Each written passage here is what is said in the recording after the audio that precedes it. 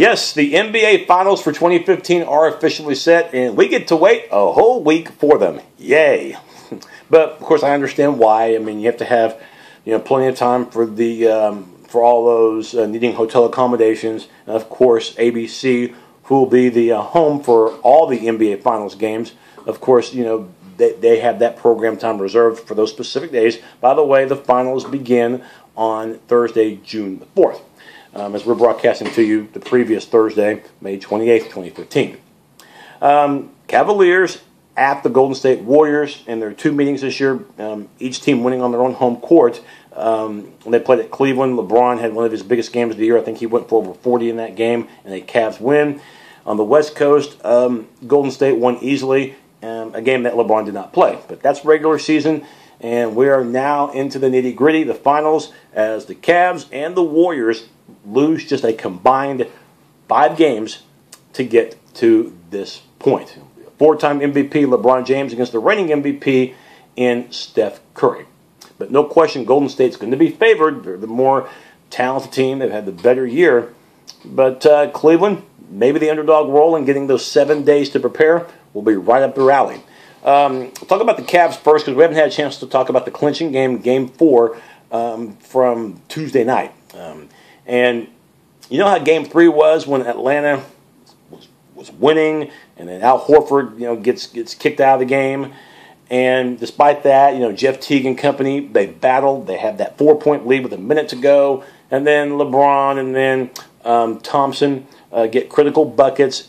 And, the Hawks tied up in the final seconds, have a chance to win it in overtime, and then jack it up from about 25 feet, and it didn't go. And then overtime, you think maybe Atlanta could pull it off after Teague hits a 3, and then LeBron hits a 3 right back, and Cleveland was able to win the game. You have a feeling that took a lot of the wind out of Atlanta's sail entering game number 4. Because it was 7-4, early going, Hawks down by 3 with the ball, and then an errant pass to LeBron James. He picks it off from his own sideline and then goes to the other end of the court and finishes it off. Made it 9-4 Cleveland, and it never got closer for Atlanta after that. It went straight downhill. It created a snowball effect. The Cavs outscored the Hawks every period in the game. LeBron, by the way, ended up with easily over 20 points and didn't even play a full 3 quarters. The game was that much in hand as the Cavs won by 30. And for Kyrie Irving, it was good to see him back out there after he has only played one half of the series against Atlanta, entering the matchup on Tuesday. And, Irving looked like he was in fine rhythm. And I know that he is a bit of a defensive liability, but playing against Golden State, Cleveland's going to need as many offensive weapons. It can't just be J.R. Smith having a hot shooting night, and you can't count. I mean, you're probably going to get big point production from LeBron, but again, it's going to be an exhausting series for him more than anybody else because of the weight that he carries on his shoulder for Cleveland. There's no question about it. But the Hawks, they were out of this thing. I mean, DeMarre Carroll, we'll talk about him in a little bit in more detail because he's an unrestricted free agent. But you could tell that the knee was giving him problems. I give him credit for trying to give it a go, but he was missing way more shots than he was making. And for Jeff Teague, it wasn't the same performance that he had the other night, in which he had a 30-point-plus performance in Game 3. Completely the opposite. In fact, the Hawks, you could tell that they missed Korver. And, of course, one miss that we haven't even talked about is Thabo Sevalosha, who's been gone since April. He was a defensive specialist. One of the reasons why they picked him up from the Thunder and not having him out there hurt. And granted, we know Cleveland's had to deal with their share of adversity with Love and, of course, part of the playoffs without Irving. So LeBron, he has shown so far in these playoffs for Cleveland that he's more than just a great player, which we already knew, but his leadership has really, you could say, transferred to his team as far as how they feed off of LeBron.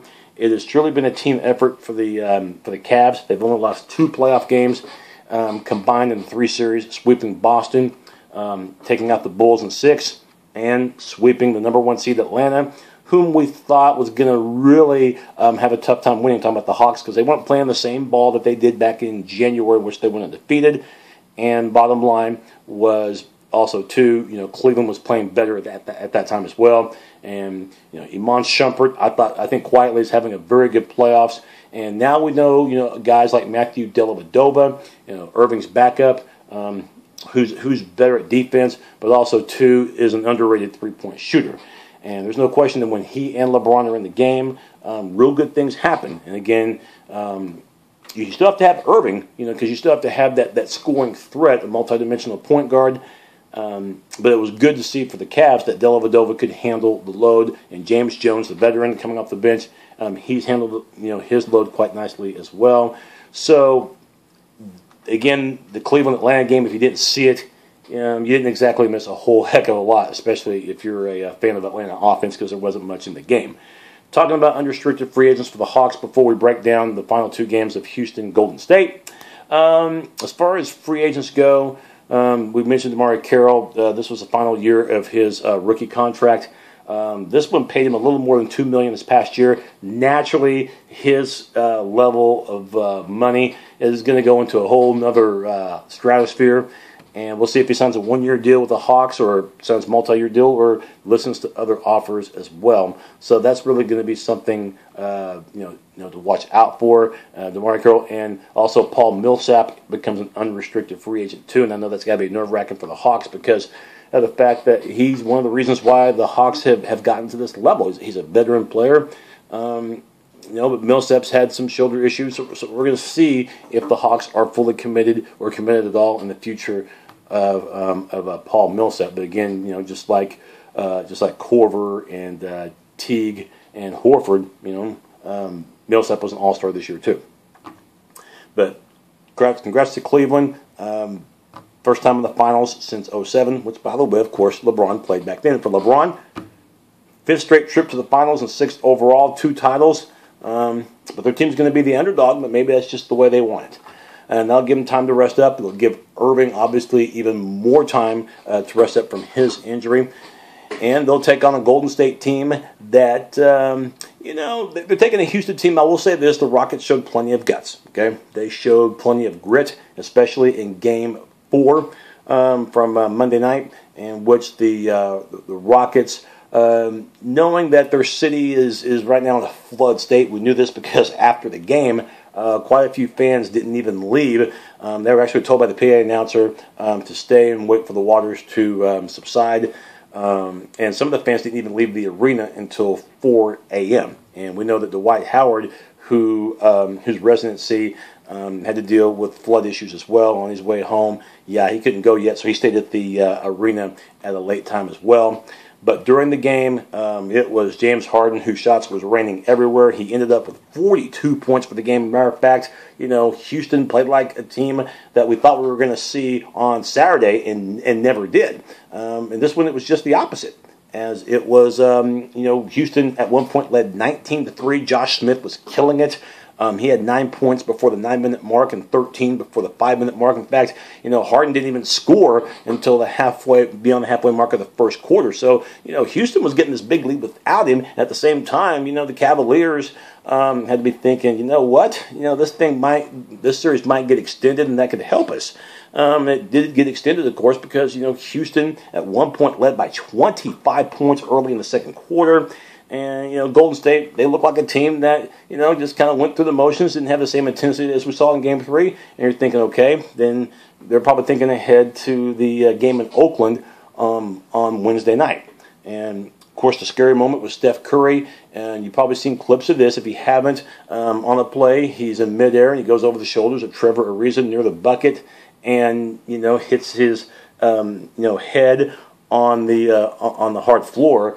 And, for a while it got scary. I mean, it looked really bad than what it actually ended up being. And granted, he was out for a little while, had to be helped to the locker room.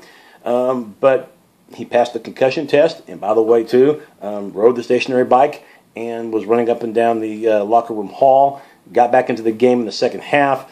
Did some good things, but overall Houston was up by too much. I think, give credit to the Warriors for getting it down to 6. Barbosa, though, missed a 3, and that's as close as Golden State would get. So they didn't get the sweep, did Golden State and Houston.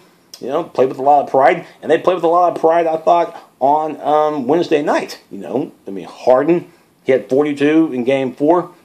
boy, his game went straight to hell in Game 5. But still, Houston was battling, though. They were battling. They were, within a bucket at the halfway mark of the third quarter before Harrison Barnes and company were able to get a 6-point lead. And then early in the fourth quarter was able to pull away. And getting back to Harden, you can't get the job done when you only make 2 field goals. And, you have 14 points for the game, 13 turnovers. That's just unheard of for Harden. And he got most of his points from the foul line. He was ineffective. Josh Smith was not effective at all after he was very effective in Game 4. And in spite of this, it was still a ball game. And then, like we said in the fourth quarter, the lead got to 15. Houston was able to cut the lead a little bit, I think down to 8. And then Golden State put on the finishing touches. Curry had a decent game. He had over 20. Missed quite a few shots, but it was Klay Thompson, and Thompson had an injury in the game in the fourth quarter. Did return to the sideline, but we'll have to find out his status. He should be fine though for Game 1 of the finals.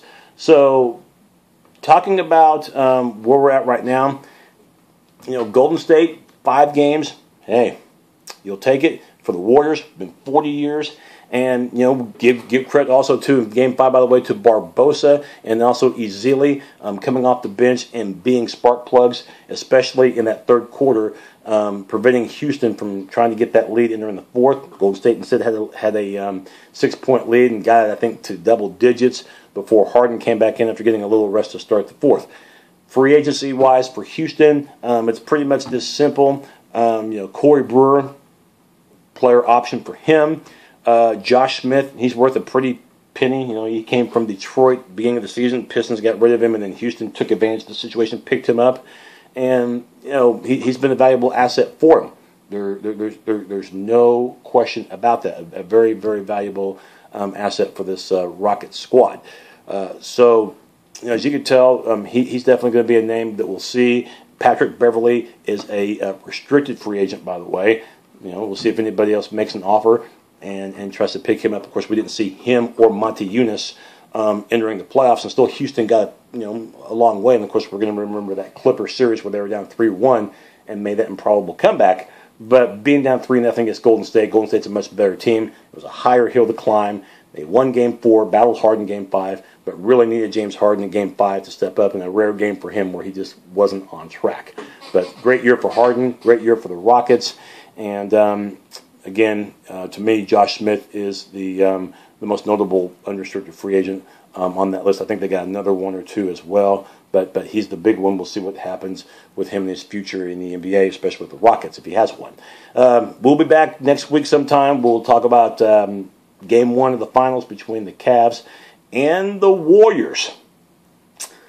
We will see. Again, a 7-day wait, I understand, but it sucks that we have to wait that long to watch this game. And no question, get ready for the promos and commercials of the reigning MVP Curry and the 4-time MVP and King LeBron. Should be fun. But the Warriors are going to be favored. And if you had to pick right now, I pick Golden State in 6. Remember, Golden State's only lost 3 times at home all year, and only 1 time did they lose at home in the playoffs. So Cleveland, they know they have their work cut out for them. Thanks, everyone.